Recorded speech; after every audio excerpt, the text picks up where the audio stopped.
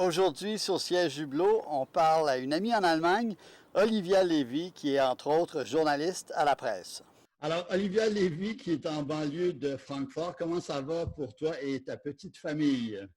Tout va bien. Jean-Michel, on déconfine ici. Donc, ça se passe très, très bien. Comme vous le savez peut-être en Allemagne, ça a été très, très bien géré. La chancelière Merkel a très, très bien géré la situation sanitaire. On a un pays qui a été finalement très peu, enfin, moins touché, disons, en Europe, avec le moins de décès, disons, par rapport à la France, par rapport à l'Italie, par rapport à l'Espagne. Donc, on s'estime chanceux en Allemagne. Comment t'expliques ça, justement, le succès allemand?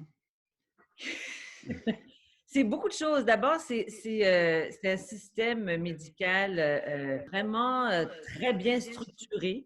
Donc, à la mi-janvier, le docteur, le virologue qui est devenu tard dans le pays ici, le docteur Christian Drosten de l'hôpital de la Charité de Berlin, a développé le test, lui, pour la COVID-19 et l'a envoyé tout de suite, dès la mi-janvier, dans tous les laboratoires à travers l'Allemagne. Et donc, dès la mi-janvier, l'Allemagne était prête. L'Allemagne était hyper structurée là, elle a testé de manière très, très précoce et de manière massive dès la fin janvier, février, mars. Et je pense qu'il l'a sauvé. C'est toute cette structure. Et le fait aussi, on en parle aussi un petit peu de qu'Angela Merkel est une scientifique, la chancelière. Elle Ouais. a un doctorat en physique. Donc, elle prend la science très au sérieux. C'est un pays de scientifiques aussi, l'Allemagne. On investit énormément dans la science et dans la recherche. Je pense que ça a compté aussi.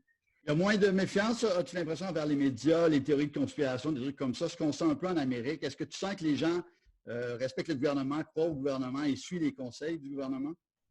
Oui, il y a eu une grande unité nationale derrière la chancelière pendant toute la durée de la pandémie, mais je te dirais que là, ça commence à être un peu moins uni, alors que la chancelière allemande, pendant toute la durée de la COVID-19, là, tout le début, là, février, mars, avril, elle a eu une cote de popularité immense, alors que ça fait 14 ans qu'elle est au pouvoir.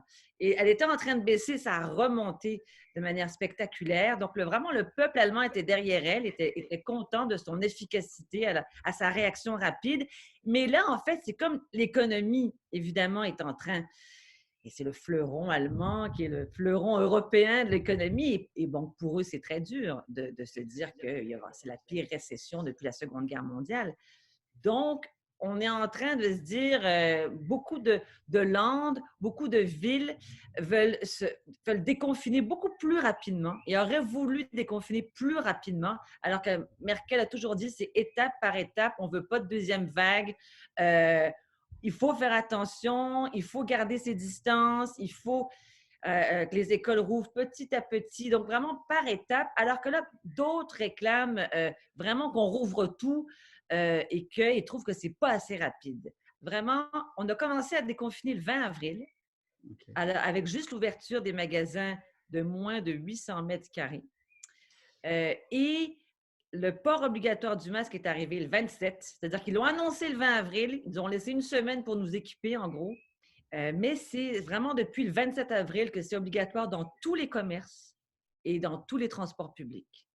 Et donc, gare à toi, si tu rentres dans un commerce pas de masque, tu ne rentres pas. Tu te fais rappeler à l'ordre direct. Avant qu'on se quitte, à quoi va ressembler l'été des Allemands? C'est un peuple qui adore voyager, d'ailleurs un des peuples qui voyage le plus au monde. Oui, Là, j'ai l'impression que ça va être peut-être un été quoi, national, et ton été et l'été des Allemands, tu le vois comment? écoute, ça change tous les jours ici. Donc, c'est vraiment difficile en ce moment de faire des projets. On dit que les frontières vont rouvrir dans l'Union européenne. On dit là, notamment qu'on va pouvoir aller en Autriche, ça c'est sûr, parce que le 15 juin, les Autrichiens et les Allemands vont rouvrir leurs frontières. Je pense que justement, les Autrichiens ont besoin du tourisme allemand. C'est On en ça? a besoin parce qu'il y en a énormément qui vont en Autriche. Donc, on ne sait pas, est-ce qu'il y aura des accords bilatéraux entre les États européens? C'est ce qu'on voit se dessiner en ce moment, mais ça risque de changer parce que, évidemment, il va y avoir une réunion de l'Union européenne. Le tourisme, ça représente des milliards d'euros. ça a été très durement touché là, durant cette crise parce qu'évidemment, personne ne peut bouger. Tout le monde a hâte de rouvrir. Ici, je te dirais que ça a quand même rouvert en ce moment. Les châteaux ont rouvert leurs portes, Wow. les musées. Donc, ici, je ne dis pas que l'activité touristique recommence, mais quand même, on commence un petit peu plus à se promener. Nous-mêmes, on est allés à 1 heure de route le week-end dernier à Heidelberg, à 1 heure au sud de Francfort. Il y avait du monde, on sentait que la vie reprend.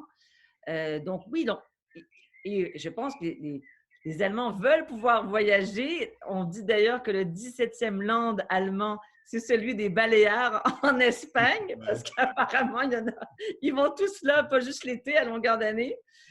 Je pense qu'il y a aussi beaucoup d'Allemands qui ont perdu beaucoup d'argent, évidemment. La situation économique de tous est beaucoup plus fragile. Donc, vraiment, on va être encouragé aussi à consommer localement comme tout le monde, d'aller visiter les châteaux ici, il y en a tellement. D'aller visiter, oui, des villes, des endroits qu'on connaît moins de l'Allemagne. Moi, je regarde, il y a des îles au nord qui ont l'air très, très belles, au nord de Hambourg, qui ont l'air magnifiques. Dans la mer du Nord, un peu froid, mais bon, c'est apparemment magnifique. Mais oui, moi, je regarde la Bavière, l'Autriche, le Tyrol autrichien. Oui, ça peut être des très belles destinations pour rester ici dans le coin, pas loin, que ce soit l'Allemagne ou l'Autriche. Là, au moins, on pourra bouger quand même un peu, mais bon, on n'a rien réservé. J'imagine on va suivre la situation dans les prochaines semaines, autant pour l'été des Allemands que votre été. Puis merci beaucoup d'avoir pris. Bon, merci. Ciao! Salut!